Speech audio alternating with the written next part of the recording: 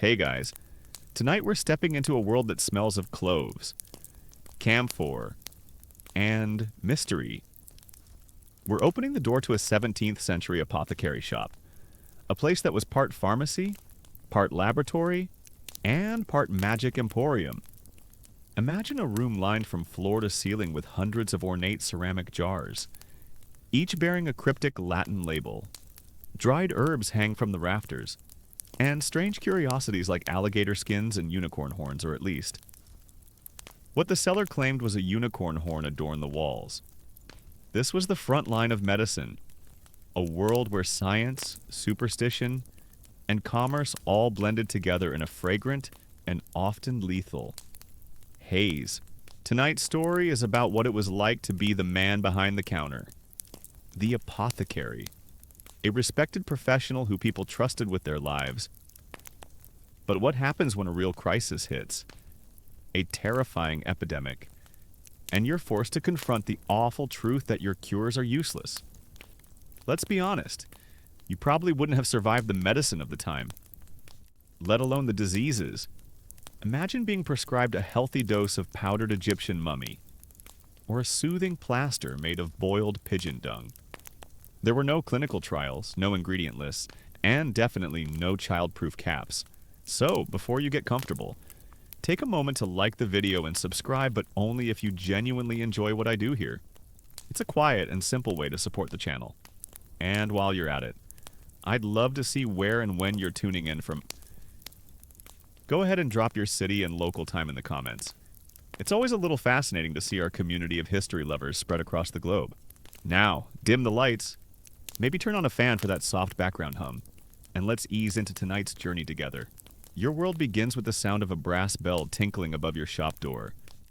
It is the sound of commerce, of community, of another soul seeking relief from the thousand small miseries of the human body. You are an apothecary in the great city of Venice, in the year of our Lord, 1629. Your shop, nestled in a narrow, bustling street just a short walk from the Rialto Bridge, is your kingdom, and it is a kingdom of scents. The moment a customer steps inside, they are enveloped in a complex cloud of aromas. It is the sharp, clean scent of lavender and rosemary hanging in dried bundles from the ceiling. It is the sweet, exotic perfume of cinnamon bark from Ceylon and cloves from the Spice Islands. It is the earthy, medicinal smell of licorice root and dried ginger. It is the faint, chemical tang of sulfur and mercury that lingers from your work in the back room. You have created a place that smells of health, of power, of a secret knowledge that can hold sickness at bay. Your shop is a library of earthly substances. The walls are lined with shelves, and on those shelves sit hundreds of hand-painted ceramic jars and elegant glass bottles, each bearing a label in your finest Latin script: aqua vitae, oleum scorpionis, syrupus de roses, water of life, oil of scorpions, syrup of roses. They are poetry and medicine all at once. You are a master of your craft. Your day is a rhythm of grinding, mixing, distilling, and measuring. You begin your morning with the steady, meditative thump scrape of your heavy brass mortar and pestle, as you grind dried willow bark into a fine powder for a customer's fever. The sound is the heartbeat of your profession. In the back room, your glass alembic, a strange and beautiful piece of equipment that looks like a long-necked bird, bubbles softly over a charcoal brazier as you distill the essence of rose petals into a fragrant, potent water. You work with a set of delicate brass scales, weighing out powders with the precision of a jeweler.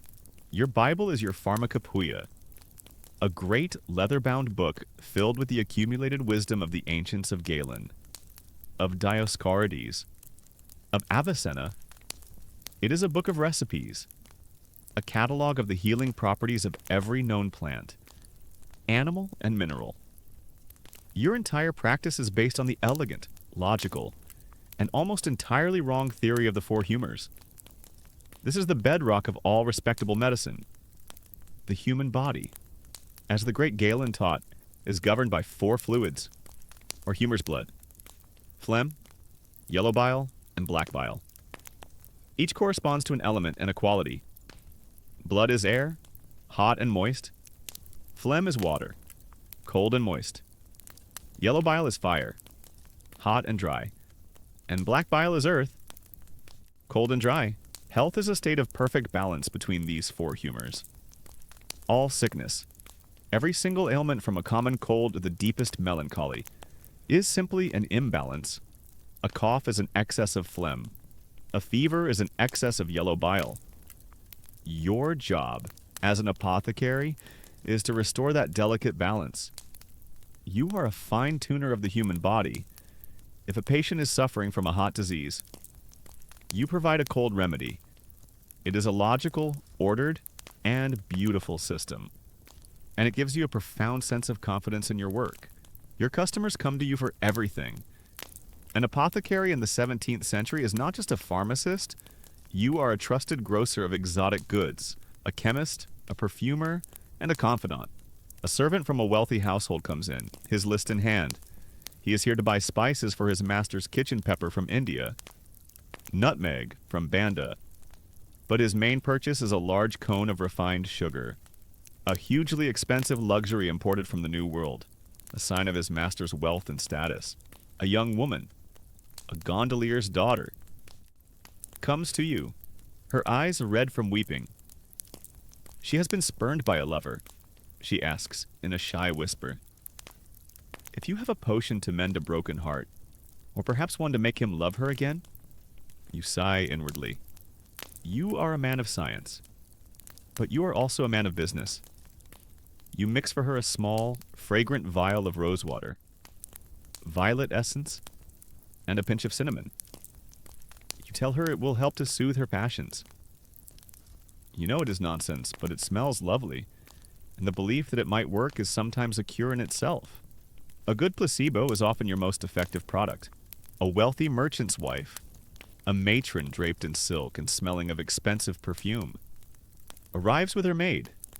She complains of a deep and persistent melancholy, a fashionable ailment among the city's elite. You nod sympathetically. An excess of black bile, the cold and dry humor. It is a common affliction in a city as damp and as serious as Venice. For her, you prepare a truly special and expensive remedy. You take out a small, locked chest. Inside are your most precious ingredients. You carefully scrape a small amount of powder from a large, lustrous pearl. To this, you add a pinch of ground red coral. And for the final touch, a tiny, almost infinitesimal speck of your most valuable substance mummia. This is powdered mummy. Literally, the ground-up remains of ancient Egyptian mummies. Imported at enormous cost from Alexandria, it is believed to be one of the most powerful medicines in the world, a cure for everything from headaches to impotence. The idea is that the bitumen and the sacred resins used in the ancient embalming process have imbued the flesh with a powerful, concentrated preservative and healing magic. You have no idea if it works, but it is fantastically exotic and prohibitively expensive.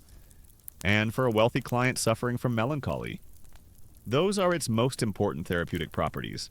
You mix the precious powders with honey and wine to form a thick paste called an electuary, and you sell it to the matron for a price that could feed a poor family for a month. She leaves, confident that she has purchased the very best cure that money can buy. This is the world you inhabit. You straddle the line between science and commerce, between ancient wisdom and folk belief. You are a respected professional, a member of the guild, a man who follows the great texts. But you know there are others, the charlatans and the quacks, who set up stalls in the Piazza San Marco, selling snake oil and magic amulets. Historians of the future will debate the fine line between the apothecary and the alchemist, between the physician and the mountebank. But you know that in practice, the line is often blurry. Your own work contains a healthy dose of showmanship. The strange crocodile hanging from your ceiling, the mysterious Latin on your jars, The very theatricality of your work with the mortar and pestle, it is all part of inspiring confidence in the cure. And confidence, you have learned, is half the battle. Sometimes a physician, a man with a university degree who is licensed to diagnose patients, will send a client to you with a prescription. It is always written in a terrible, almost illegible Latin script. You've come to believe that bad handwriting must be a requirement for a medical degree. More often than not. You just have to make your best guess as to what he has prescribed. It is usually for a laxative. In the world of humoral theory, purging the body of excess is a cornerstone of treatment. Your shop is filled with a dozen different kinds of purgatives, from the gentle rhubarb to the violent scammony. You close your shop at the end of a long, busy, and profitable day. You have soothed a cough, calmed a lover's grief, sold a pound of sugar, and dispensed a dose of powdered faro to a wealthy woman. You have listened to the city's complaints, both physical and spiritual. You are a vital part of the fabric of this great, bustling, and fundamentally healthy city. You clean your brass mortar, you cork your bottles, you put away your precious books. You look around at your shop, at the rows upon rows of jars containing the secrets of the earth. You feel a deep sense of satisfaction, of professional pride. You are a man of science. You are a master of a mysterious and powerful art. You are a healer. As you are locking your door, you see a large merchant galley being pulled into its berth at the nearby canal. It is flying the flag of Ragusa. The sailors look tired and unusually thin. You hear them telling the dockhands that the journey was long, and that they lost several men to a sudden violent fever on the way. A rumor, you hear one of them say, a rumor of a new plague in the northern lands of Germany, a sickness that is spreading south. You listen for a moment, then you shrug. Sailors are always full of wild stories of storms and sickness. You turn from the canal and head to your rooms above the shop. The city of Venice, with its sea breezes and its powerful health magistracy, is well protected. You are safe here, and you have a cure for anything the world can throw at you. The sailor's story is a momentary diversion, a grim piece of gossip quickly washed away by the daily tides of Venetian life. For weeks, your world remains as it was, a predictable and profitable cycle of grinding, mixing, and dispensing. You treat the common coughs of winter. You sell expensive spices to the chefs of wealthy households. You mix pigments for the city's great artists. The rumor of a distant pestilence is forgotten, a ghost story that has lost its power in the bright, clear light of day. But the world is a connected place, and your city, the most serene republic of Venice, is one of its great hearts. And through the arteries of trade that bring you your wealth, your cloves from the Moluccas, your pepper from India, your sweet wine from Crete other, less welcome things can travel. The rumors return in the early spring, and this time they are more persistent, more detailed, and much closer to home. They arrive on the decks of the grain barges coming down the river from Lombardy, and in the mouths of the merchants traveling from the great cities of the mainland. The news is no longer of a vague sickness in the far-off lands of the Germans. It is of the bubonic plague, the ancient, terrifying scourge, erupting with a horrifying virulence in the great city of Milan, in your shop, which serves as a kind of informal news exchange. You hear the stories. You hear of Milanese citizens falling dead in the streets, of mass graves being dug in the city squares. You hear of the city of Mantua, which has sealed its gates to all outsiders. The geography of the fear is shrinking. The monster is no longer in a distant forest. It is in the next valley. You hear the debates among the educated men who frequent your shop. How did it arrive? Some say it was brought by the French and German soldiers fighting in the War of the Mantuan Succession. Their great, filthy armies, the perfect incubators for the disease. Others say it came with the trade goods. that the plague travels silently in bolts of cloth and sacks of grain. Historians of the future will debate this exact path for centuries, tracing the vectors of war and commerce that carried the Yersinia pestis bacterium across the continent. For you, the method of its arrival is an academic question. The only important fact is that it is here, in Italy, and it is moving south. Venice, however, is not a helpless, landlocked village. It is a great maritime power, a city that has long understood that the ships that bring its wealth can also bring its death.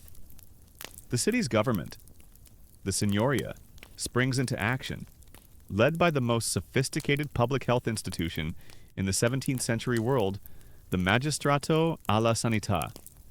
The health magistracy, the magistracy's power is absolute in a time of plague. Their black-robed officials become a common sight in the city, their presence a constant, low-level hum of anxiety. You see their boats, flying the flag of St. Mark, patrolling the lagoon. You hear their decrees being read aloud by town criers in the Piazza San Marco. The city's first line of defense is its famous quarantine system. This is a common historical fact that sets Venice apart. For centuries, they have understood the need to isolate potential sources of contagion. Any ship arriving from a port suspected of harboring the plague is now forced to anchor at the Lazaretto Vecchio, the old quarantine island, a small isolated island in the Venetian lagoon. There, the ship, its crew, and its cargo must remain for 40 days 40 giorni, the period that gives the world the very word quarantine to prove they are free of the sickness. It is a great sanitary wall built upon the water, but the fear is beginning to seep into the city itself, and that fear is good for your business. The character of your clientele changes. Fewer people come to you for simple cough syrups or digestive aids. Now, they come with a new, sharp glint of fear in their eyes. They come seeking not cures, but protection. They want amulets, potions, and preparations that can ward off the pestilence. Your role as an apothecary requires you to provide them. You are a man of science. Yes, but your science is based on the theory of miasma, the belief that plague is carried by a corrupt, foul-smelling air. Therefore, the most logical defense is to surround yourself with strong, pleasant, and purifying scents. You begin to do a brisk trade in pomanders. These are small, beautifully crafted orbs of silver or gold, perforated with small holes.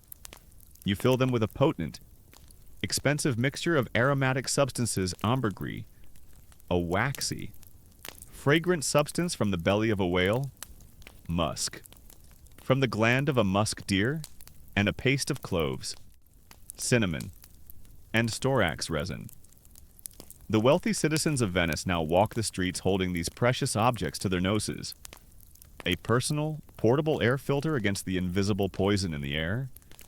You're not entirely sure if it stops the plague, but it certainly makes a walk across a crowded bridge a more pleasant-smelling experience. You also sell vast quantities of what is known as plague vinegar, or the vinegar of the four thieves. It is a strong vinegar in which you have steeped powerful herbs like rosemary, sage, and garlic. People use it to wash their floors, their clothes, their hands. They carry cloths soaked in it, holding them to their faces in a crowd. It is a primitive form of hand sanitizer and face mask all in one. For your wealthier clients, you mix expensive plague waters. These are complex, alchemical concoctions of dozens of ingredients, including many of the same spices and herbs, all distilled in a strong wine or brandy. They are to be drunk a spoonful at a time, to fortify the body from within against the pestilential vapors. The recipes are ancient, the ingredients are costly, and the effect is, you suspect. Mostly psychological, but in a time of great fear, a little bit of psychological comfort is a valuable commodity. Despite these precautions, the city of Venice tries desperately to maintain its sense of normalcy. It is a city that thrives on pleasure, on commerce, on the great spectacle of its own existence. The carnival season has just passed, but the Venetians' appetite for diversion is endless. The taverns are still full, the theaters are still open, the canals are still crowded with gondolas. There is a collective, willful denial at work. The plague is a problem for Milan. It is a problem for the mainland. It is not, and will not be, a problem for the most serene republic. One of your regular customers, a wealthy silk merchant named Signor Vico, he laughs at the new precautions. 40 days on the lazaretto, he scoffs as you sell him a pound of expensive sugar. It's madness. It will ruin trade. This panic is more dangerous than any fever. I have a new shipment of silk arriving from Verona next week. If they try to hold it in quarantine, I will have words with the Doge himself. He even buys a small, ridiculously expensive pomander for his wife's pet monkey. A tiny, exquisitely worked ball of silver. The creature is distressed by all this talk of sickness. He says with a wave of his hand, "The monkey, sitting on his shoulder, seems deeply unimpressed, but the wall of denial begins to crack." The bills of health from the mainland grow worse. The city of Verona, where Signor Vico's silk is coming from, is now reported to have the plague. The magistracy's patrols become more frequent, more aggressive. The quarantine at the lazaretto is enforced with an iron hand. The city is beginning to hold its breath. You feel like you are living in two worlds at once, in the sunlit world of the Venetian streets. The city's life continues with a forced, brittle gaiety, but in the shadowed world of your apothecary shop, you are trafficking in fear, selling fragrant hope by the ounce. You are profiting from a disaster that you are still trying to believe will never arrive. The news that breaks the spell comes on a damp, foggy morning in late June. It does not come as a rumor. It comes as an official decree, read by a crier in every square in the city. The health magistracy has confirmed the first undeniable case of the plague within the city of Venice itself. The victim was a carpenter in the poor parish of San Pietro di Castello, on the city's eastern edge. The story is that he had been doing some repair work on a house that had been recently rented by a family from the mainland, a family who had evaded the quarantine stations. The carpenter fell ill. The local priest summoned a plague doctor. The doctor examined the body, and he found the unmistakable signs. The bubo, the tokens. The entire district of San Pietro is now under a strict cordon. No one is allowed in or out. The health magistracy has begun its terrible, methodical work. A new kind of silence descends upon the city. The laughter in the taverns sounds a little more hollow. The music from the passing gondolas seems a little more faint. The great, confident, magnificent city of Venice has just realized that its walls of water and its quarantine islands and its reams of official documents were not enough. The enemy is inside the gates. You stand in your shop that evening, surrounded by the tools of your trade, the brass mortar and pestle, the gleaming glass alembic, the hundreds of jars filled with the fragrant, healing bounty of the earth. For your entire life, you have believed in the power of these things. You have believed in your art, in your science. You have believed that you had a cure for every ailment. You look at your jars of powdered pearl and unicorn's horn. You look at your expensive plague waters and your fragrant pomanders. And for the first time, you feel a cold, creeping doubt. You are an apothecary with a shop full of remedies. But you have a terrible, sinking feeling that you have no real cures at all. The real test of your art and your soul is about to begin. The news of the carpenter's death in San Pietro di Castello is a stone dropped into the placid lagoon of Venetian denial. The ripples of fear spread through the city with astonishing speed. The forced, brittle gaiety of the past few weeks evaporates, replaced by a sharp, palpable, and deeply personal terror. The monster is no longer a rumor from the mainland. It is here. It is walking your own narrow, water-lapped streets. Your shop, which had been a place of hushed anxieties, is now a theater of open panic. People no longer come to you for gentle love potions or exotic spices. They come with the wild-eyed look of the hunted. desperate for a shield, a charm, a miracle in a bottle. Your sales of plague, pomanders, and four thieves vinegar skyrocket. You spend your days listening to your customers' fears, nodding sympathetically, and selling them fragrant, useless hope by the vial. Then, one sweltering afternoon, the brass bell above your door rings with a frantic, angry jangle. You look up from your mortar and pestle to see Signor Vico, the wealthy silk merchant, storming into your shop, his usual air of arrogant. Well-fed confidence is gone, shattered. His face is pale. His fine silk doublet is stained with sweat, and his eyes are wide with the raw, animal fear of a man who has just come face to face with his own mortality. Apothecary, he says. His voice a harsh, strained whisper. One of my serving girls. She has the fever and the swellings. He doesn't have to say the word. Plague. It is in his house. The great impenetrable fortress of his wealth has been breached by an invisible enemy. I need the great cordial, he says, his voice dropping even lower. The true one. The Mithridate. I need the Theriac. He is speaking of the most legendary, most powerful, and most expensive medical preparation in the entire world. Theriac, or as it is more commonly known in this city, Venice treacle. It is not a simple remedy. It is a legend in a jar. Its formula is said to have been invented by Mithridates, the king of Pontus, as an antidote to all poisons. It was perfected by the personal physician to the Roman Emperor Nero. For over 1,000 years, it has been regarded by the greatest medical minds as the ultimate panacea, a universal cure-all, and it is considered the single most potent defense against the plague. Your city, Venice, is the most famous and respected producer of Theriac in the world. The preparation of the official Venetian Theriac is a great public ceremony, overseen by the College of Physicians, a testament to the city's medical prowess. You, as a master apothecary, have your own version, mixed according to the most ancient and respected texts. You look at Signor Vico's terrified face, and you feel the full, crushing weight of your professional dilemma. Your training, your pharmacopoeia, your entire professional identity tells you that Theriac is the pinnacle of your art.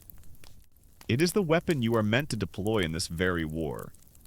But the cold, hard knot of doubt that has been growing in your soul for weeks tells you something else. It tells you that this complex, mythical concoction is just a more elaborate, more expensive, and more theatrical lie than the simple pomanders you have been selling. It is very costly, senor, you say, your voice quiet. I don't care about the cost, he snaps. Throwing a heavy leather pouch onto your counter, it lands with a solid, satisfying clink of gold ducats. I want enough for my entire household, for myself, my wife, my children, even the monkey. I want your finest preparation. I will pay whatever is required. You look at the pouch of gold. It is a fortune, enough to live on for years, enough to buy passage on a ship to a distant, plague-free land. It is the price of a rich man's hope, and you are the merchant who will sell it to him. A fresh batch will have to be prepared, you say, your voice now taking on the calm, professional tone you use with wealthy clients. It will take some time. The process is complex. Do it, he says. I will return at sundown. He turns and storms out of your shop, leaving the bag of gold on your counter. You untie the pouch and pour the coins out. They form a small, gleaming mountain on your dark wooden counter. You have made the deal. Now you must perform the theater. The preparation of Theriac is less a matter of chemistry and more a matter of ritual. It is a wildly complex recipe, containing more than 60 different ingredients. It is an alchemical symphony, and you are its conductor. You lock the door of your shop. You retreat to your back room, the laboratory where you perform your most secret and expensive work. You begin by consulting your great leather-bound pharmacopoeia, opening it to the chapter on the Theriaca Andromachi, the most ancient and respected formula. You read over the long, intimidating list of ingredients. a pharmacopoeia of the known world. Cinnamon from Ceylon, myrrh and frankincense from Arabia, opium from Smyrna, valerian root from the mountains, ginger, rhubarb, saffron, cassia. Each one must be of the highest quality, and each must be ground and prepared in a specific way. You spend the next hour with your mortar and pestle.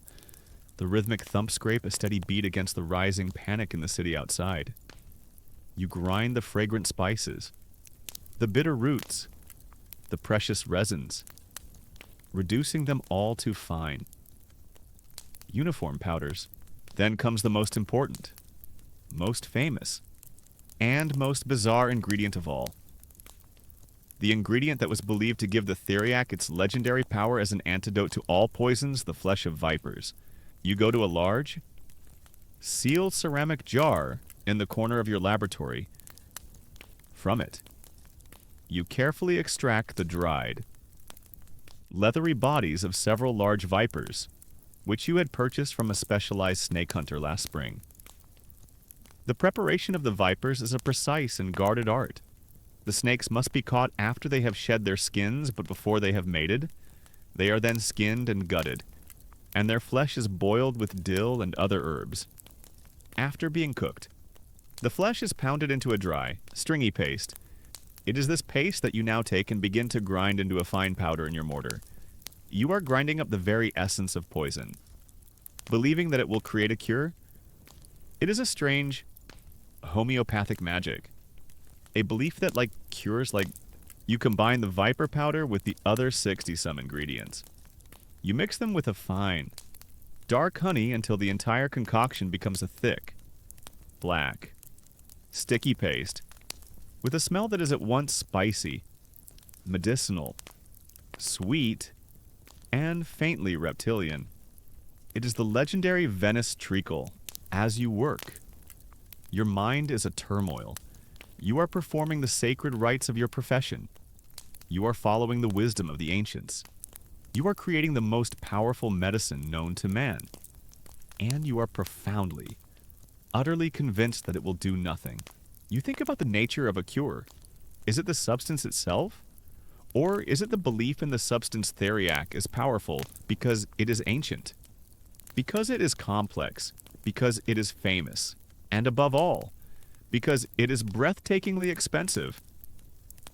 A man who pays a fortune for a cure desperately needs to believe that it will work. His own will to live becomes intertwined with the perceived power of the remedy. And who are you to say that this belief, this hope, is not a potent medicine in its own right, historians of the future? In their clean, sterile laboratories, will study the placebo effect and debate its power. You are living it. You are a merchant of the placebo effect. The most successful and sought-after doctor in a world without real cures. The recipe for theriac is so complex. It's less a medicine and more a kind of alchemical garbage stew. You are quite certain you could throw a piece of dried leather or a dead mouse into the mixture. And as long as you did it with enough ceremony, it would only add to the mystique. By the time the sun begins to set, casting long shadows across the canals of Venice, your work is done. You have prepared a small, ornate porcelain jar of the black. Sticky paste. It is a thimbleful of hope, purchased at the price of a small fortune. As promised, Signor Vico returns. His face is still pale, but there is a new look in his eyes, a look of desperate, determined hope. He has come to collect his miracle. You hand him the jar. You explain the dosage.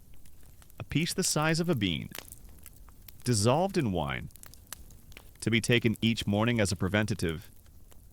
A larger dose if the sickness has already taken hold.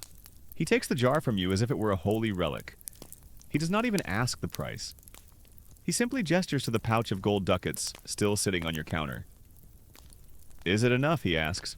It is enough, you say. He clutches the small jar to his chest and practically runs from your shop. A man who believes he has just purchased his own and his family's immortality. You stay in your shop long after he is gone. The heavy pouch of gold on the counter in front of you. You look at the gold. It is real, it is solid.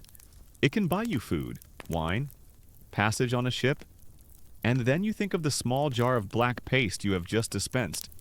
The theriac, the legend, the lie. You walk to your door and look out at the darkening street. The city is quieter than you have ever known it. You hear the distant, mournful toll of a church bell, announcing another death. You see a family hurrying past, their faces covered with cloths. The plague wind that blew in from the north is now a gale, and it is just beginning to blow through the canals and alleys of your beautiful, doomed city. You have performed your highest professional duty. You have sold the most powerful cure known to your art, and you are filled with the cold. Absolute certainty of a profit. The gold is real. The hope is false. And Signor Vico is already a dead man. The gold ducats from Signor Vico sit on your counter.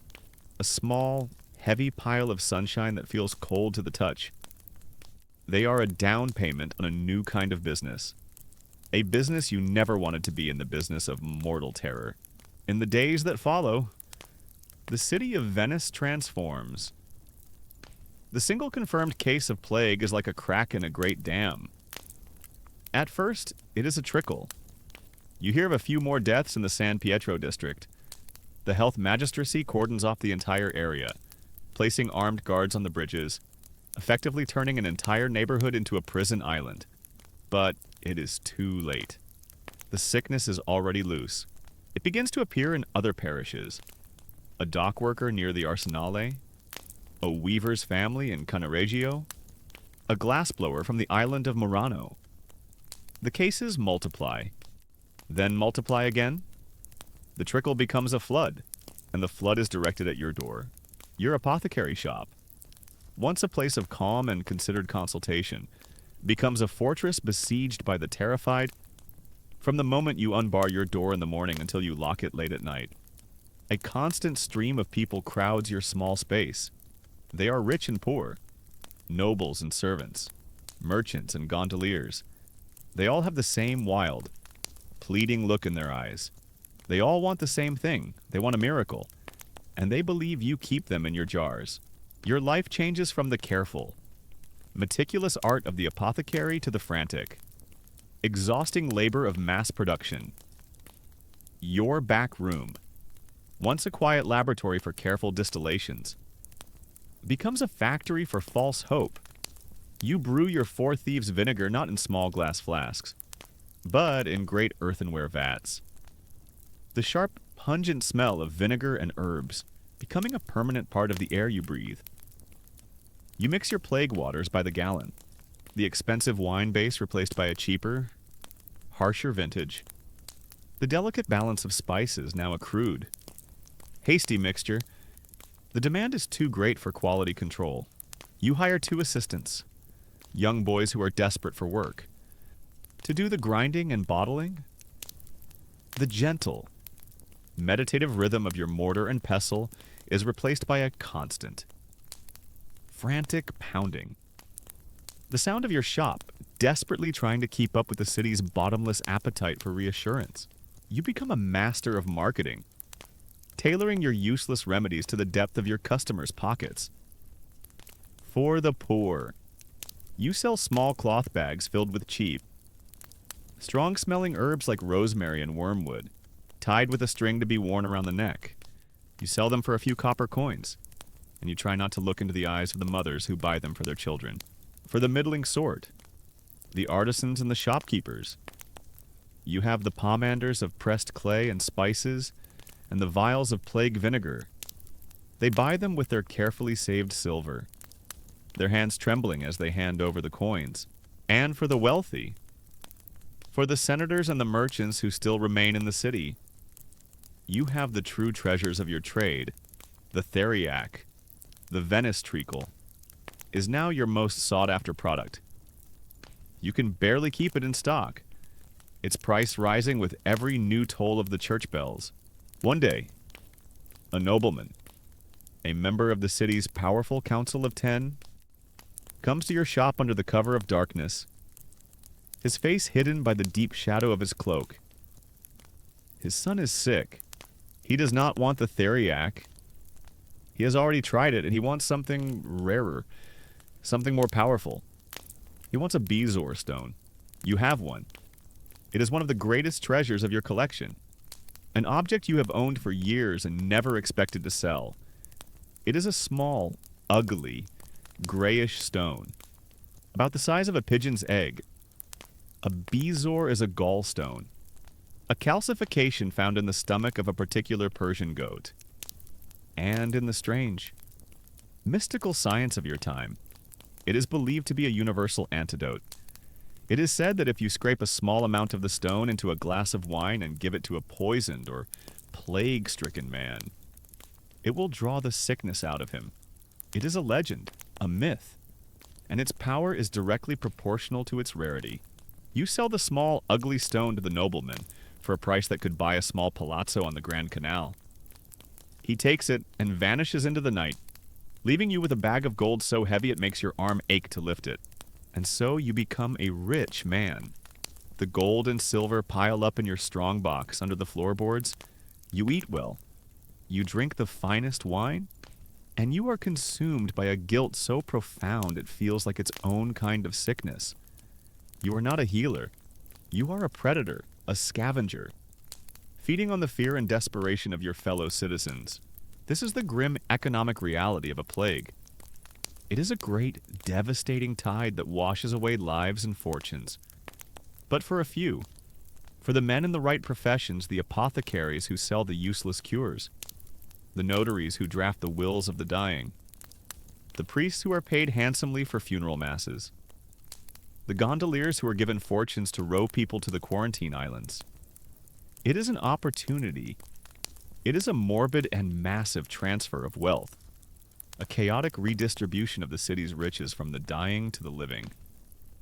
You are on the winning side of this terrible equation, and it makes you sick to your soul. Outside your shop, the city continues its descent into hell. The health magistracy, the sanita, imposes its strict, draconian order. They close the theaters, the taverns, the brothels. They forbid all public gatherings, all festivals, all processions. The famous Venetian carnival, with its masks and its revelry, is cancelled. A sure sign that the world has been turned upside down. They hire plague doctors, identifiable by their bizarre and terrifying costumes. You see them in the streets, cloaked from head to toe in waxed leather, their faces hidden behind a white mask with a long, bird-like beak stuffed with the same herbs you sell. They look like monstrous, scavenging birds, and you know their costumes are designed as much to protect them from the miasma as they are to project an aura of authority and terror. The city is fighting back, but it is fighting with the wrong weapons. It is fighting the bad air, the miasma. It is fighting a theory and the true enemy. The invisible contagion moves through the city unchecked. You live a double life. By day, you are the calm, professional apothecary, dispensing your fragrant remedies and your reassuring words. By night, you are a prisoner of your own guilt, alone in your rooms above the shop, counting your blood money. You have a customer who asks for a guaranteed cure. You sell him your most expensive bottle of plague water. The only guarantee, you think, is that his purse will be significantly lighter. It's a cure for the burdens of wealth. At least, you think often of Signor Vico, the silk merchant. You wonder if the theriac you sold him is working. You wonder if he and his family and his small, pomander-wearing monkey are still healthy. You get your answer a few weeks later. A messenger arrives at your shop. It is a servant from the Vico household. He tells you that the merchant's wife is dead. The 2 children are sick. And Signor Vico himself has the fever. The theriac has failed. The most powerful cure known to man has proven to be nothing more than a sticky, expensive paste. The news does not surprise you, but it chills you to the bone. It is the final confirmation of your own impotence. You are a general with an army of beautiful, brightly painted toy soldiers. And the real war has just begun. That night, you cannot sleep. The city is quiet, but it is a sick quiet. And through the silence, you hear the new sound of Venice.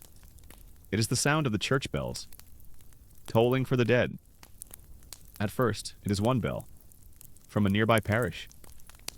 Then another joins in, from across a canal, then another, and another, until the entire city is filled with the slow, overlapping, iron-hearted tolling of 100 different bells, all ringing for their own dead.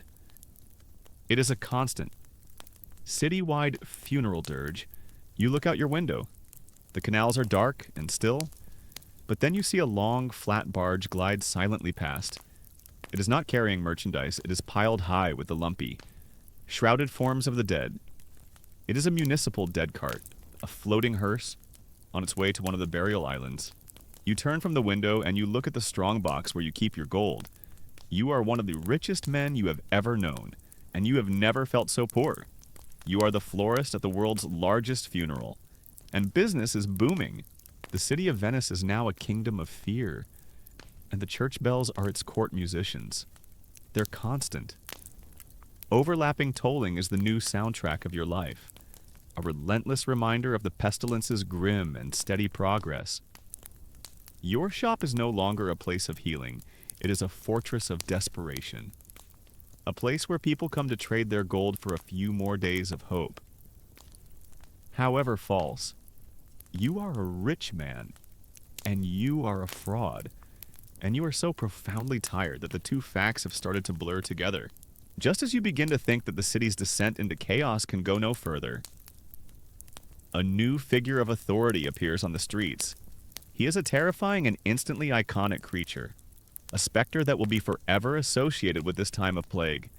He is the Medico della Peste, the plague doctor, an official appointed and paid by the city's health magistracy, and one has been assigned to your district. Your shop, being the most prominent and well-stocked in the area, is designated as his official supply station. You are, in effect, conscripted.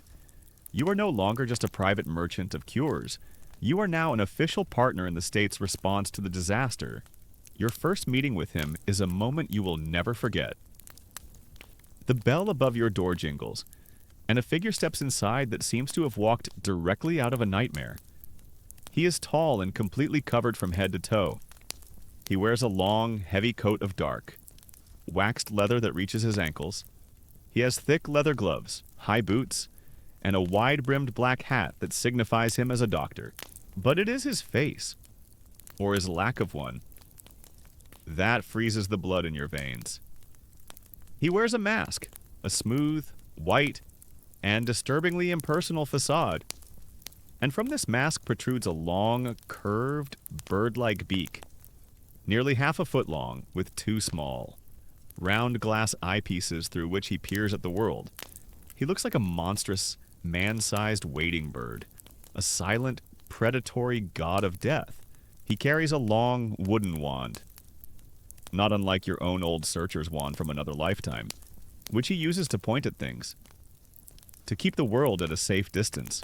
"You are the apothecary?" he asks. His voice is muffled and distorted by the mask. A strange, disembodied sound. You nod, unable to speak for a moment. He introduces himself as Dr. Elvais, the newly appointed physician for the district. He explains his uniform, the now famous plague doctor's costume, as if he were explaining a new type of fashion. It is a suit of armor, not against swords, but against the miasma. The waxed leather coat, he explains, is believed to repel the corrupt air. The gloves and boots seal his body away from any contact with the pestilential vapors that rise from the sick in the street. And the beak, he says, is the most crucial part. It is not hollow. It is stuffed with a potent, aromatic mixture called a pomatum. This is a compound of dozens of ingredients. A recipe you know well. It contains camphor, mint, cloves, laudanum, myrrh, and a sponge soaked in vinegar. Every breath he takes is filtered through this thick, fragrant barrier, purifying the foul air of the plague before it can enter his lungs. It is a personal, portable air purification system, the pinnacle of 17th century personal protective equipment. As he speaks, you begin to see past the terrifying costume. His voice, though muffled, carries a slight tremor. His hands, though gloved, move with a nervous, jerky energy, and you realize with a sudden clarity that this monstrous Birdman is not a demon. He is just a man, and he is just as terrified as everyone else. He is likely a young, inexperienced physician, or a second-rate one from the mainland, the only kind of doctor who would be desperate enough to take such a dangerous, high-paying job. His costume is not just a shield against the plague, it is a shield for his own fear. Your new partnership begins. Your job is to be his quartermaster in the war against the miasma. You prepare the complex herbal mixtures for his beak. You keep him supplied with bottles of plague vinegar, and, most importantly, you prepare his ammunition small. Pre-packaged doses of theriac and plague water. The very same useless remedies you have been selling to your own desperate customers. You are now the official, state-sanctioned purveyor of false hope. You and the plague doctor, you are a team. He's the terrifying frontman, and you're the man in the back. Mixing the snake oil? Sometimes. He asks you to accompany him on his rounds.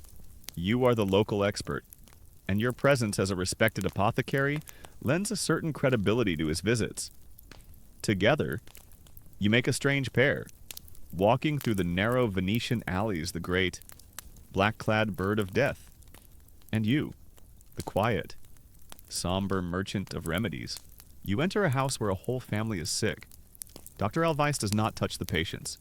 He stands at a safe distance, poking them with his long wooden stick, instructing them to open their mouths or show him their sores. He listens to their breathing from across the room. He looks at their tongues. He makes a great show of a diagnosis, speaking in Latin, referencing the imbalance of the humors. His performance is magnificent. And then he turns to you. Apothecary, he says, his voice booming artificially from behind the mask. Prepare a dose of the Venice treacle for the father, and the children shall have the strong plague water, and burn these herbs in the corner to cleanse the room of its noxious vapors. You dutifully hand over the remedies you have prepared. The family looks at the two of you, at the strange, masked doctor and the familiar, trusted apothecary, with a desperate, grateful hope. They believe they are in the hands of the best medical minds in the city, and you and the doctor both know you are just performing a well-rehearsed play. As you work alongside him, you reflect on his strange, theatrical costume. You know that the theory behind it, the theory of miasma, is a flawed and incomplete explanation for the pestilence you see around you. And yet, you cannot help but notice that the men who work on the burial barges, the men who are literally covered in the filth of the dead, seem to die at a slower rate than the priests who offer comfort up close. Breathing the last, desperate breaths of the dying, and you look at Dr. Alvice. Sealed from head to toe in his waxed leather, he is protected. He is isolated. Future historians will debate this for centuries while the theory was wrong. Was the plague doctor's uniform an accidentally effective form of PPE? Did the impermeable waxed coat and the thick leather gloves prevent the bites of the fleas that truly carried the bubonic plague? Did the mask offer some small, incidental protection from the respiratory droplets that carried the even deadlier mnemonic version of the disease?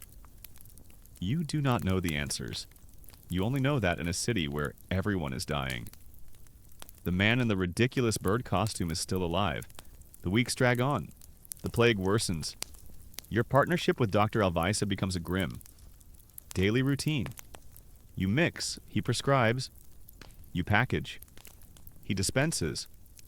You both grow richer, and your souls grow heavier. The city is a great, open wound, and you are two flies. Feeding on its misery, the breaking point comes on a hot, windless day in late summer. Dr. Alvice comes into your shop. He does not stop to discuss his supply needs. He stumbles past the counter and collapses onto a stool in your back room. His breathing is a ragged, shallow gasp, a sound you can hear even through his mask. "Help me," he whispers. His voice no longer a booming, muffled pronouncement, but the thin, terrified plea of a dying man. You and your assistants rush to him. You help him remove the great, heavy leather coat. You untie the strings of his mask. You pull it away from his face. The man underneath is young, no older than 30. His face is drenched in sweat, his skin a pale, clammy gray, and on his neck, just below his jawline, is a small, dark, and unmistakable swelling. The token. The sign, the ultimate shield has failed. The man whose entire existence was dedicated to projecting an aura of untouchable immunity has been touched. The plague has found a way through the waxed leather, through the fragrant herbs, through the wall of fear and ritual he had built around himself. You look at him, at this terrified young man, stripped of his monstrous costume, and you no longer see a plague doctor. You see only another victim, another soul about to be ferried across the lagoon to the islands of the dead. You are the apothecary. He is the doctor. You are the two great pillars of the city's medical establishment, and you are both utterly, completely, and hopelessly helpless. You stand over the dying man, in your shop filled with 1,000 useless cures, and you understand the final, terrible truth. The plague is not a miasma. It is not an imbalance of the humors. It is a rising tide, and it is coming for all of you. The collapse of Dr. Alvice. The man in the bird suit is a profound and personal blow. He was not just a colleague in your grim new business. He was a symbol. His elaborate, waxed leather costume was a kind of talisman for the whole city. A scientific-looking shield against the horrors of the miasma. To see him fall, to see the dreaded bubo on his own neck, is to see the failure of the best defense your age could imagine. If the man sealed in leather with a beak full of purifying herbs could not be saved, what hope was there for anyone? You do what is required. You do not touch him. You send one of your assistants to fetch the officials from the health magistracy. They arrive, their own faces grim behind their own masks, and they carry the delirious Dr. Alvice away on a stretcher, destined for one of the pest houses from which no one returns. His terrifying costume lies in a heap on the floor of your back room. You tell your assistant to burn it. The incident shatters the last remnants of your professional confidence. You continue to sell your plague waters and your pomanders, but the act is now purely mechanical, devoid of even the faintest glimmer of hope that they might work. You are simply a merchant, selling fragrant tokens to the damned. And then the summons you have been both expecting and dreading finally arrives. A frantic servant, his face a mask of terror, pounds on your shop door. It is a message from the Palazzo Vico, the grand home of the wealthy silk merchant to whom you sold your finest. Most expensive jar of theriac. The servant tells you the news you already knew was coming. The merchant's wife is dead. 2 of his children are dead. And Signor Vico himself has taken to his bed with the fever. He is demanding your presence. He wants to know why the miracle cure has failed. Guilt, cold and heavy, settles in your stomach. You have a wild urge to refuse, to bar your door and pretend you did not hear. But you cannot. You are bound by the money you have taken and by a morbid, terrible need to see the final act of the fraud you have perpetrated. You take a small vial of your strongest plague water, a meaningless gesture, like bringing a cup of water to a man in a burning house, and you follow the servant through the increasingly empty and silent streets of Venice. The Palazzo Vico is a magnificent building on one of the smaller canals, its facade a testament to the wealth that trade and silk have brought to the family. But as you step out of the gondola and into the great hall, the familiar, sickly sweet stench of the plague immediately assaults your nostrils. The disease does not respect wealth or beauty. It makes a slum of a palace as easily as it does a hovel. The great hall is silent, the usual bustle of servants replaced by a fearful, echoing emptiness, The servant leads you up a grand marble staircase to the master's bedchamber. The room is vast, dominated by a huge, four-poster bed draped in the very silks that made the family's fortune. And in the center of the bed lies Signor Vico. He is no longer the arrogant, confident merchant who scoffed at the city's fears. He is a shrunken, wasted figure, his skin pale and slick with sweat, his breath coming in shallow. Ragged gasps. A notary sits in the corner of the room, hastily scratching out the details of the dying man's last will and testament. A common sight in the city's wealthy houses now. It is a desperate, last-minute attempt to impose some order on a life that is dissolving into chaos. To bargain with God for the fate of one's soul after failing to bargain with nature for the fate of one's body, Vico's eyes, burning with fever, find you as you enter the room. He struggles to lift a trembling hand and points a finger at a small, empty porcelain jar on his bedside table. It is your jar. The jar that once held the legendary theriac. The treacle, he whispers, his voice a dry rasp. I took it every day. Apothecary. Every single day. As you instructed. He coughs. A weak, wet sound. Why, he asks? His voice filled not with anger, but with a profound and childlike confusion. It was the best, the most powerful. Why did it not work? Why did you stand there, frozen, with no answer to give him? You are the expert, the man of science, the master of remedies, and you are utterly, completely, and humiliatingly powerless. You have no words. What can you say that the wisdom of the ancient Greeks was a lie? That the most famous medicine in the world is nothing but a confection of spices and snake meat? That you sold him a legend that you yourself no longer believed in? You are a charlatan, and your trick has been exposed. Your magic has failed. This is the moment of your own personal reckoning. You look at the dying man, at the empty jar, at the useless vial of plague water in your own hand, and you are forced to confront the absolute, undeniable truth. Your art is a sham. Your knowledge is a fantasy. Your shop is a house of lies. Historians of the future will debate the mindset of men like you. Were you cynical profiteers from the start, knowingly selling worthless potions to the desperate, or were you true believers in your craft? Men who suffered a devastating crisis of professional faith when the reality of a great epidemic shattered the comforting theories of your textbooks. Looking into the dying, questioning eyes of Signor Vico. You know the answer. For you, at least. You were both. You wanted to believe. You needed to believe. Believing was comforting. Believing was respectable. And above all, believing was profitable. But now, in the face of this overwhelming, undeniable failure, belief is a luxury you can no longer afford. The merchant's eyes lose their focus. He begins to mutter, his mind lost in the delirium of the fever. The notary in the corner continues to scratch away with his quill, taking down the dying man's last bequest of fortune to the church for 1,000 masses to be said for his soul. A new altar for his private chapel.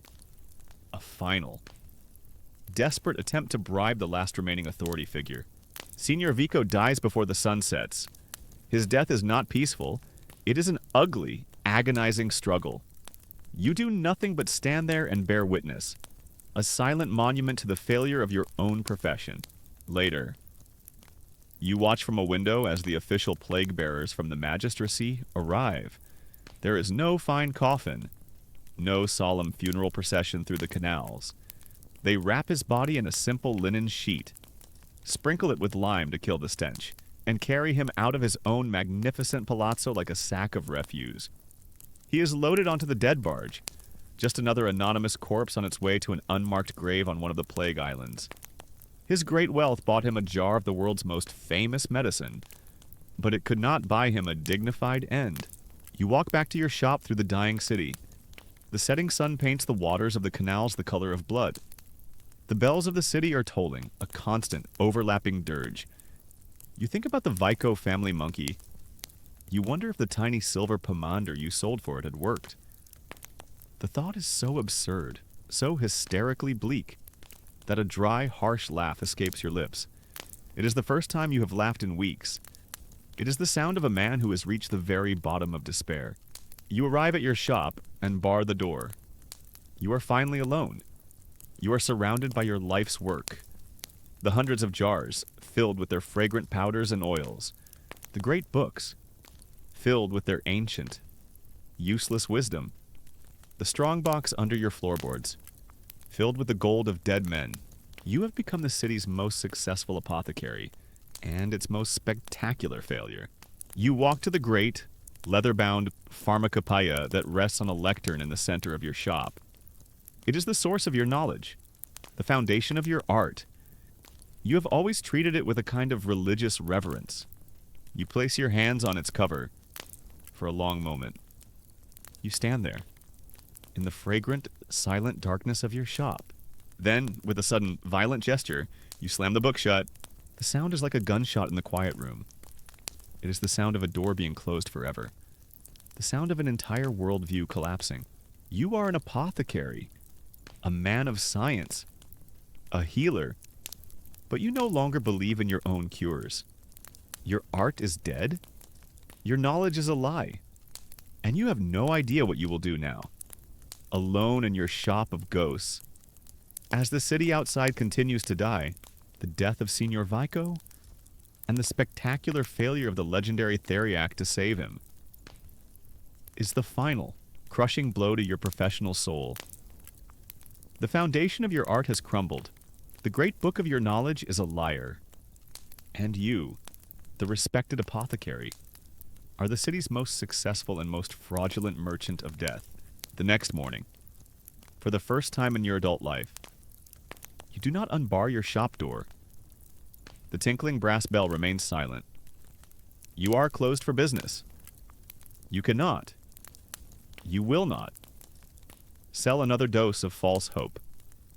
You cannot look another terrified customer in the eye and pretend that your powders and potions hold any power over the pestilence that is devouring your city. At first, your customers are confused. They knock, their polite taps soon turning to insistent pounding. Apothecary! Are you in there? I need a plague water. My son has a fever. You huddle in the back room with your two young assistants. Listening, your heart hammering. You tell your boys to stay silent. You are a ship that has pulled up its gangplank, a fortress that has raised its drawbridge. But the city outside your door is descending into a madness that will not be ignored. The authority of the health magistracy, once so absolute, is beginning to fray. The sheer number of dead is overwhelming their systems. The city guards are stretched thin, and many have deserted or fallen ill themselves. Law and order, the thin, fragile skin that holds a city together, is beginning to tear. You hear it before you see it. The sounds in the street change. The organized, mournful tolling of the church bells is now often drowned out by the sound of shouting, of splintering wood, of screams that have nothing to do with fever and everything to do with violence. Desperation is a plague of its own. The starving are looting the bakeries. The terrified are turning on their neighbors. You hear a new kind of crier in the street. Not the official town crier, but a man with a booming voice. A charlatan preying on the newest fear. The sound will tell I can diagnose the pestilence from the sound of your voice alone. No need to see you. No need to touch. Keep your infected bodies in your homes. Just call to me from your window. And for a few coins, the sound doctor will tell you your fate. It's an obscene new business model for a world where physical contact is a death sentence telemedicine for the apocalypse. You realize, with a lurch of fear, that your shop is a target to the desperate people outside. It is a treasure house. They believe you are hoarding not just wealth, but secrets. They imagine you have a hidden store of the real cure, the one you are keeping for yourself and for the richest of the rich. Your reputation as a master apothecary has now become a liability, with your two assistants. You begin to barricade your fortress. You drag heavy chests of drawers and sturdy cupboards against the front door. You haul sacks of dense herbs and crates of imported spices and stack them against the back entrance. You close the heavy wooden shutters over the windows and bolt them from the inside. Your shop, once a fragrant, welcoming place of light and commerce, is now a dark, sealed, and claustrophobic tomb. The only light is from a few sputtering oil lamps. The air is thick and still, an almost suffocating perfume of 1,000 different botanical and chemical scents. You are a prisoner in your own shop of cures. A more exquisitely stocked and entirely useless fallout shelter has never existed. The days that follow are a slow, surreal descent into a new kind of madness. You are trapped, with nothing to do but wait and to think. And so you begin a long, painful, and obsessive inventory of your own lies. You go through your own shelves, jar by jar. You take down a beautiful ceramic albarello, labeled Corallium rubrum, powdered red coral, believed to purify the blood. You remember selling it to a wealthy senator's wife. You know she is dead now. You place the jar on a table in the center of the room. You take down another jar. Mumia, the powdered remains of an Egyptian pharaoh, believed to be a great panacea, the source of your greatest profits. You place it next to the coral, one by one. You take them down. The oil of scorpions, meant to draw out poison. The dried toads, worn as amulets against the evil eye. The precious bezoar stone you sold to the nobleman. The goat stone that was supposed to be a universal antidote. You create a pile of your most expensive, most legendary, and most useless remedies. It is an altar to your own failure. You are surrounded by the accumulated knowledge of 1,000 years of medicine, and it is all worthless. You are a king of a kingdom of dust. Your life becomes a cycle of listening. You listen to the sounds of the city dying, the constant, overlapping toll of the bells, the rumble of the dead barges on the nearby canal, the shouting, the screaming, and sometimes, most terrifyingly of all, the silence from a crack in the shutters on the second floor. You watch the street below. You see the brutal reality of a society collapsing. You see a family drag a mattress with a groaning, sick old woman on it out of their building and leave her in the street. Before barricading their own door from the inside, you see a group of starving men, their faces gaunt, use a heavy beam to break down the door of a bakery, only to be driven off by the baker wielding a long, hot bread peel like a spear. You witness these acts of brutal self-preservation, and you ponder the great question, does a crisis like this reveal the true, selfish nature of humanity? Or does it create a new one? Is this who people always were? Underneath the thin veneer of law and faith? Or does a terror this profound shatter a person's soul and forge something new and monstrous in its place? You do not know the answer. You only know that the city outside your door is now ruled by the oldest law of all survival. You and your 2 assistants survive on the strange, luxurious rations of your own stock. You have no bread, but you have sacks of expensive almonds and dried figs. You have no fresh water, your well having gone foul, but you have bottles of expensive, distilled rose water and flagons of strong medicinal wine. You have a diet that a doge would envy, and you eat it in the dark. Listening to the world end. It's a new diet plan you could have charged a fortune for last year. Now it's just called Wednesday. The weeks bleed into one another. You lose track of time. Your world is the 4 walls of your shop, the smell of spices, and the sounds of horror from the street. The end of your self-imposed isolation comes violently. It is late at night. You are trying to sleep, but you are woken by a sound from downstairs. A heavy, rhythmic thud. Thud. Thud against your barricaded front door. Then shouting. "Apothecary, we know you are in there." A rough voice calls. He has the cure. The real cure, he keeps it for himself. Another voice shouts. You realize what is happening. The mob has come for you. They do not want your gold. They want your magic. They believe the stories. They believe you have a secret that can save them, and you are hoarding it. The pounding grows more frantic, more violent. You hear the splintering of wood, your barricade, the heavy chests and crates, begins to shift and groan under the assault. You and your 2 assistants. Their faces pale with terror in the lamplight. Retreat up the stairs to the 2nd floor? They are coming to kill us, one of the boys whispers, his voice trembling. You have no weapon. You have only your jars of useless spices and your books of lies. The pounding becomes a great, cracking roar. You hear the heavy bar on the outside of the door splinter and break. With a final, explosive crash, the door flies open. You hear the roar of the mob as they pour into your shop. You hear the sound of your beautiful ceramic jars being smashed, of glass shattering, of men shouting in a frenzy of greed and terror. They are tearing your world apart, searching for a miracle that does not exist. You huddle at the top of the stairs, in the darkness, listening to the destruction below. You are a prisoner no more. Your fortress has been breached, and the desperate dying. And furious city of Venice has just come pouring into your home. The sound of your front door splintering and crashing open is the sound of the outside world reclaiming you. The roar of the mob, a single, many-throated beast of fear and rage, floods into your carefully sealed, fragrant prison. You and your 2 terrified assistants scramble up the narrow stairs to your living quarters. Barricading the door at the top of the stairs with a heavy oak chest, below you, you hear the sounds of destruction.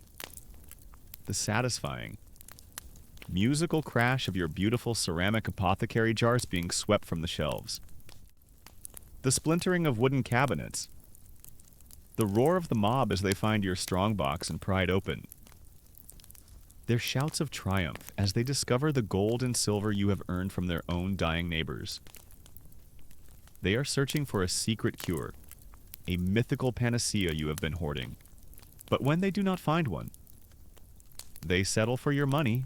You huddle in the darkness, listening to them destroy your life's work. They are like a swarm of locusts, consuming everything, after what feels like an eternity. Their fury subsides. They are gone, their footsteps and shouts receding down the lane, leaving behind a wrecked, hollowed-out shell when you cautiously venture downstairs. The sight confirms your fears. Your shop is a ruin. Shattered glass and pottery crunch under your feet. The air is a chaotic mess of 100 different spilled scents. The smell of your profession now, a sickening, overwhelming perfume. Your precious herbs and powders are a muddy, worthless sludge on the floor. They have taken everything of value. The gold is gone. The expensive spices are gone. Even your great leather-bound pharmacopoeia has been torn apart, its pages scattered, as if they were searching for a secret recipe hidden within its binding. You have lost everything. You have gone from a wealthy merchant to a destitute refugee in the space of a single night. Your shop, your fortress, is no longer safe. There is nothing left for you here, you and your assistants. 2 boys who now look to you with the wide, terrified eyes of orphans. Slip out the back door under the cover of darkness. You have no destination. You are now just 3 more homeless souls in a city that is dying. You become a ghost in your own city. You wander the streets, seeking only to be unseen, to find a quiet, forgotten corner to hide. And as you wander, you begin to see the city's official machinery of death up close. You are no longer observing it from the relative safety of your shop. You are now among the people it is processing. The health magistracy has become the only real government left. Its guards, armed with pikes, are the only law, and their primary business is the harvest of the sick. You see them work, a grimly efficient squad that moves from house to house, acting on the reports of neighborhood informers or their own observations. They do not knock politely. They hammer on the door and demand entry. They drag out anyone with a fever, anyone with a cough, anyone who looks too weak. You witness families being torn apart on their doorsteps. A mother screaming as her feverish child is taken from her arms. A husband pleading as his sick wife is hauled away. There are no exceptions. The magistracy's policy is absolute to save the city. The sick must be removed. It is a brutal, cold, and systematic purge. The sick are not taken to a hospital. Not in the way you would understand it. They are taken to the canals, where the barges are waiting. You have seen the dead barges at night, but during the day, the sick barges perform their miserable work. They are long, flat-bottomed boats, poled by grim-faced men in the pay of the magistracy. These boatmen, the Berchieri, are a special class of untouchable. They are paid enormous sums for their hazardous work, but they are feared and shunned by all, marked by their grisly trade. The sick are loaded onto these barges like cargo. There is no comfort, no dignity. They lie exposed to the hot sun, a miserable, groaning mass of human suffering. Their journeys end a place of legend and terror, out of a morbid curiosity, a need to understand the full scope of the system you were once a part of. You make your way to the city's eastern edge, to the waterfront that looks out over the vast, shimmering expanse of the Venetian lagoon. And from here, you can see the final destination, the islands of the dying. The Venetian quarantine system, the most sophisticated in the world, is based on these islands. It is a common historical fact. The great innovation that Venice gave to the world in the management of epidemics. You see the barges moving back and forth across the water. A constant, grim traffic. You know the system. You know some barges are heading to the Lazaretto Nuovo, the new quarantine island. This is the first stop for ships and crews arriving from suspect ports. It is an island of observation, of waiting, a place where the healthy must prove they are not carrying the seeds of the plague. It is a place of anxiety, but also of hope. But you see that most of the barges from the city, the ones laden with the obviously desperately sick, are not going to the Lazaretto Nuovo. They are heading for another island, one whose name is spoken only in whispers of dread. The Lazaretto Vecchio, the old quarantine island. The Lazaretto Vecchio is not a place of waiting. It is a place to die. It has been the city's plague hospital for centuries. It is an island dedicated entirely to the isolation and containment of the hopelessly ill. It is a one-way ticket. To be sent to the Lazaretto Vecchio is to be officially declared beyond hope. To be removed from the world of the living, you stand on the shore, watching the barges make their slow journey across the lagoon. You see the figures on board, some sitting up, some lying down, all of them part of a great, floating procession of the damned, as you watch this grimly efficient, state-sponsored system of removal and isolation. A great academic debate of the future plays out in your own mind. Is this a pioneering, effective public health measure? Is this organized system the reason Venice so often survived plagues better than other, more chaotic European cities? Is it a triumph of rational, secular governance in an age of superstition? Or is it something else? Is it simply a more organized, more efficient, and more bureaucratic way of creating a death camp? A system designed not so much to heal the sick as to remove the ugly, inconvenient, and terrifying reality of them from public view. To keep the city clean not by curing the disease, but by hiding the dying. You do not know the answer. You only know that the sight of the barges fills you with a cold. Administrative horror.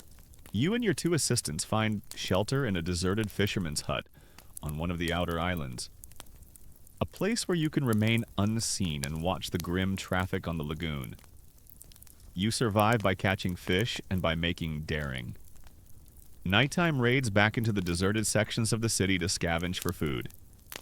You have gone from being a respected man of science to a frightened, half-starved beachcomber. It's a humbling lesson in the fragility of civilization.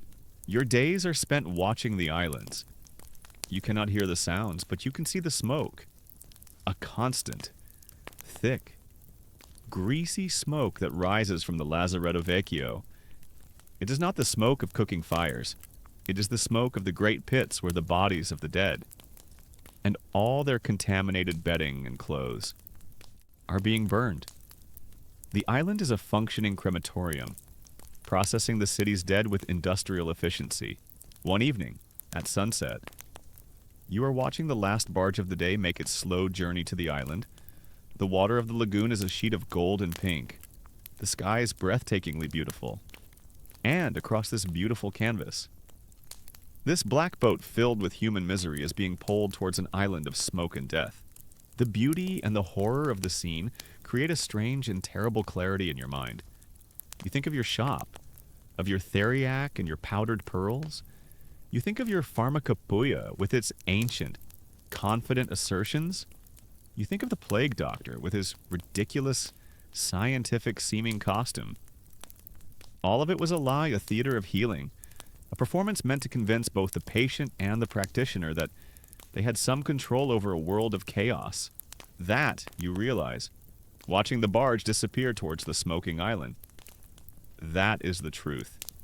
That is the reality of medicine in a time of plague. Not the fragrant, hopeful lies you once sold in your shop. But this, a boat, a quarantine island, and a pit of fire.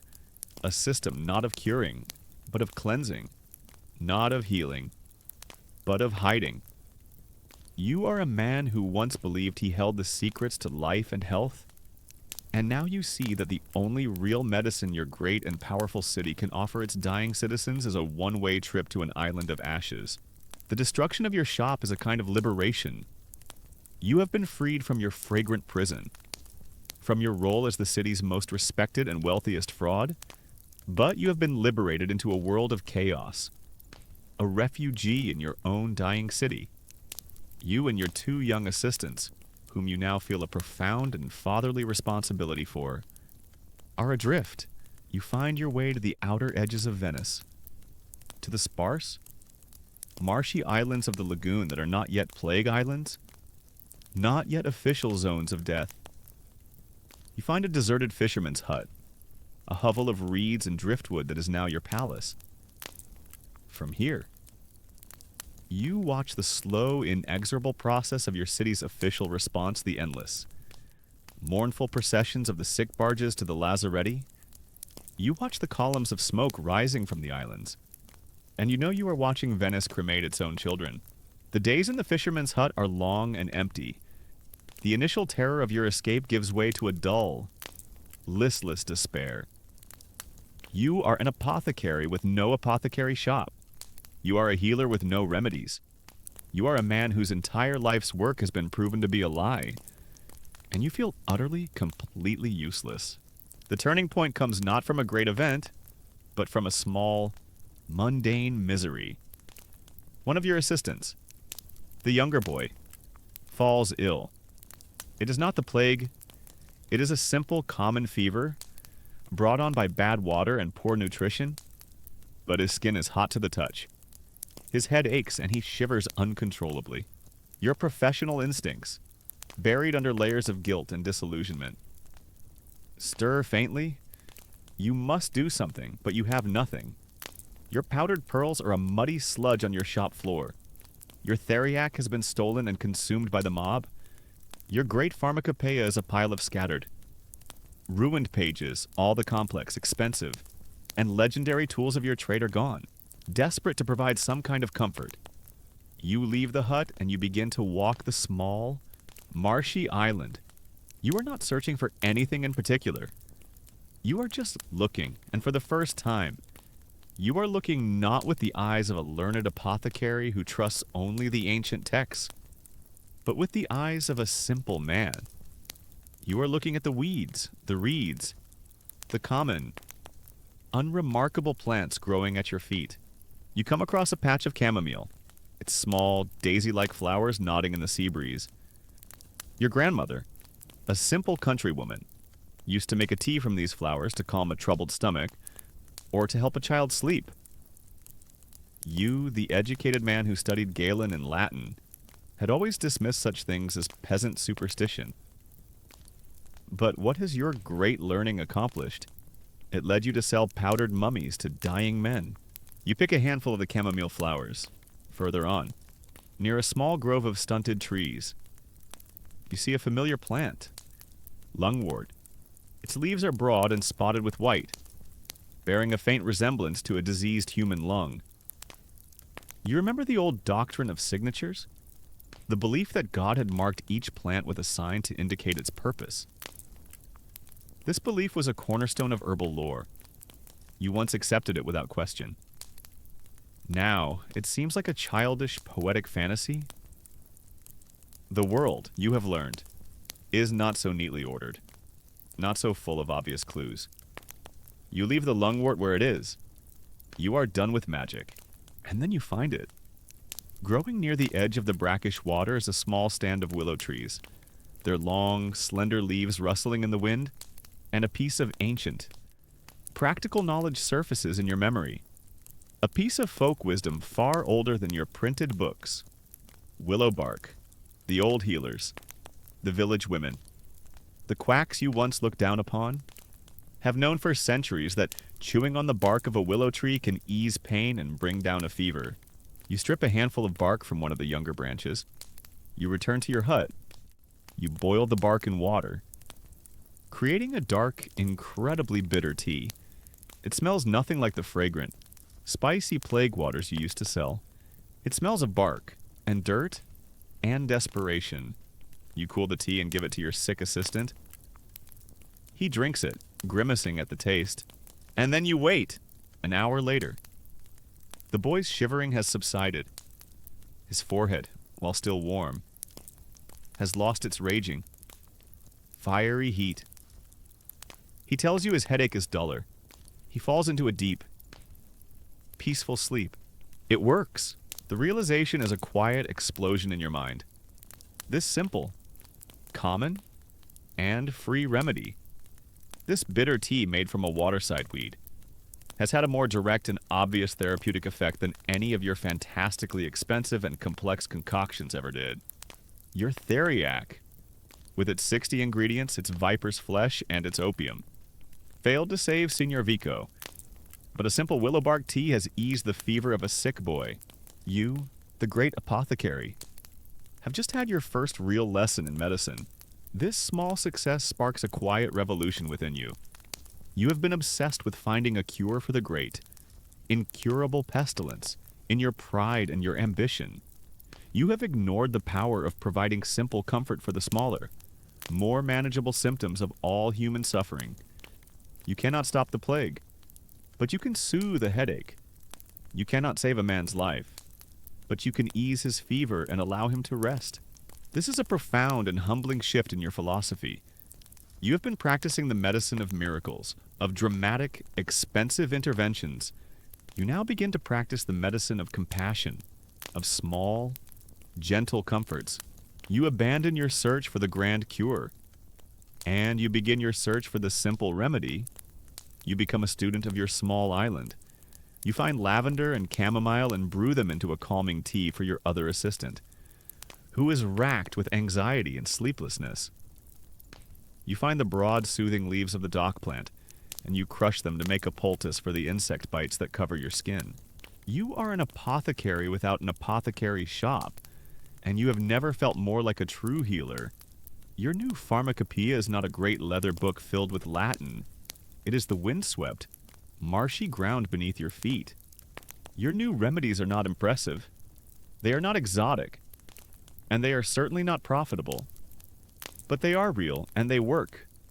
A little bit. This is the great, unspoken debate of your profession. Laid bare was the formal, text-based medicine of the physicians and the apothecaries truly superior to the so-called folk medicine of the common people? Or did your profession, in its obsession with ancient Greek theories and complex alchemical compounds, lose touch with the simple, practical, and empirical knowledge that 1,000 years of trial and error had taught the very people you dismissed as ignorant hiding in this hut? Making your bitter willow tea. You know the answer. You have been humbled. You have been re-educated. The plague in the city of Venice begins to wane. The fire has burned through most of its fuel. The great death barges make their journeys to the lazaretti less and less frequently. The sound of the tolling bells grows more sporadic. The city has survived, or at least, a remnant of it has. You know that soon. You must return. You cannot hide on this island forever. But the man who will return to Venice is not the same man who fled from it. The proud, confident, and fraudulent apothecary is dead. He died in his wrecked shop. Amidst his shattered jars and his useless gold, you are someone else now. A quieter, more humble man. A man who has learned the profound difference between a cure and a comfort. A man who has learned that the most powerful remedies are not always the most expensive or the most complex. You have lost everything you once valued: your wealth, your status, your professional certainty, and in its place, you have found something small and bitter and true. You stand on the shore of your small island, looking across the lagoon at the familiar, wounded skyline of Venice. The sun is rising. It is time to go home. The years that follow the Great Plague are years of quiet rebuilding, both for the city of Venice and for your own soul. The city, having lost nearly a third of its people, is a quieter, more somber place. The frantic energy is gone, replaced by the grim, determined work of recovery. And you, the apothecary, are a part of that recovery. You are an old man now. You have managed to reclaim your shop. Though it took years of petitioning the city and using the last of your hidden, tainted gold to buy back your own property from the state. But the shop you have rebuilt is not the same one that was destroyed by the mob. Gone are the dusty crocodiles and the fantastical unicorn horns. Gone are the great, ornate jars promising magical cures, while your new shop is a simpler, cleaner, more honest place. The shelves are still lined with jars, but they are plain white earthenware, and their labels are written not in cryptic Latin, but in clear, simple Italian: chamomilla, salus, lavanda, chamomile, willow, lavender. The air is no longer a chaotic perfume of 1,000 competing spices. It smells of a few. Clean, honest herbs. You are a different kind of apothecary now. Your reputation is no longer for selling the rarest and most expensive remedies. Your new reputation is for something far more valuable. You are honest. You are kind. And your simple remedies seem to help. A young mother comes into your shop with a feverish child. In the old days, you would have seen this as an opportunity to sell her a costly dose of powdered pearl or a special infant's cordial. Now, you simply feel the child's forehead. You look at his throat. You give the mother a small packet of willow bark powder. Boil this in water and let him drink the tea. You say it is bitter, but it will help with the fever and the aches. Keep him warm, give him broth, and let him rest. Is that all, master, she asks? Her eyes wide. Is there not some other, stronger cure? This is not a cure, you say gently. It is a comfort. The rest is up to God and the boy's own strength. That is the only truth I have to offer. She looks at you with gratitude, pays her few small coins, and leaves. You have sold her no magic, no false hope, and yet, you feel more like a true healer than you ever did when you were selling theriac for a bag of gold. You walk through the recovering city. It is full of ghosts, full of memories, but it is also full of a stubborn, resilient life. And across the Grand Canal, you see the city's great, permanent monument to the plague rising at the height of the pestilence. The Venetian Senate had made a vow if the Virgin Mary would intercede and end the plague. They would build the most magnificent church in her honor, and they have kept their promise. The great, white, octagonal basilica of Santa Maria della Salute. St. Mary of Health is being constructed. Its magnificent dome is a statement of faith, a votive offering from a grateful and traumatized city. You look at its gleaming, hopeful form, and you think it is beautiful. But you also know that the city's true monument to the plague is not this grand church. It is the thousands of unmarked graves on the quarantine islands, and the empty palazzos that line the canals. Their noble families extinguished forever. Future historians will debate the cultural legacy of the plague. Did it lead to a great flourishing of religious art and a new piety, as the construction of Santa Maria della Salute would suggest? Or did it lead to a more cynical, more worldly culture? A city that, having survived an apocalypse, threw itself back into commerce and carnival with a renewed, almost frantic, energy from your vantage point. You see both. The city prays harder now, but it also lives harder, as if trying to make up for all the life that was lost. Sometimes, a young, ambitious apothecary will open a new shop down the lane. You will see him arranging a stuffed lizard in his window, and you will hear him boasting to customers about his incredible new cure-all from the far lands of Cathay. You just smile to yourself. You were him. Once you wish him luck with his lies, your life is quiet now. It is a life of small, simple, and honest work. You teach your two assistants, who have stayed with you and are now men themselves, the lessons you have learned. You teach them how to identify the true healing properties of common plants, but more importantly, you teach them the importance of humility. You teach them how to say the three most difficult and most honest words in the medical arts, I don't know. One evening, as you are closing your shop, a young woman comes in. She is the great-granddaughter of a family you knew, a family that was completely wiped out during the plague. She has a simple headache from a long day of working at her loom. You don't reach for an exotic powder. You go to your small herb garden behind the shop. You pick a few fresh lavender flowers. You crush them between your fingers, releasing their clean, calming scent. You wrap them in a small piece of clean linen. Place this on your pillow tonight. You tell her. The scent will help you rest. Rest is the best medicine for a tired mind. She thanks you, her smile genuine. She leaves, and you watch her go. A child of the new Venice. A child who will never know the fear that wants to find the city. You stand in your quiet, fragrant shop, surrounded by your simple herbs and your honest remedies. You are no longer the celebrated wealthy and fraudulent purveyor of miracles.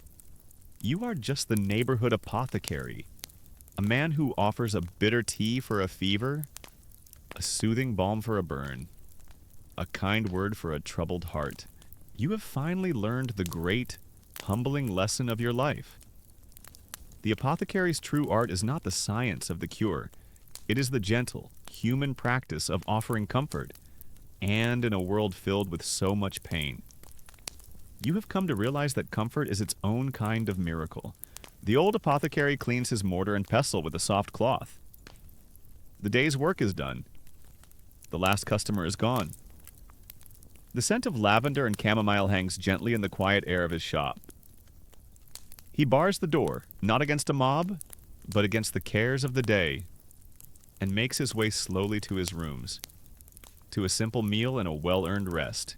His long, painful, and ultimately profound journey is over. Let the memory of him, and his shop, and his city of ghosts and miracles begin to soften and fade now, like incense smoke drifting into the night. Leave the canals of Venice behind. Leave the world of plagues and potions, of fear and of healing. Return now to the quiet, safe harbor of your own room. Feel the world around you grow still. The only sound is the soft, gentle hum of the night. A sound that has no story to tell, no lesson to teach. It is simply the sound of peace.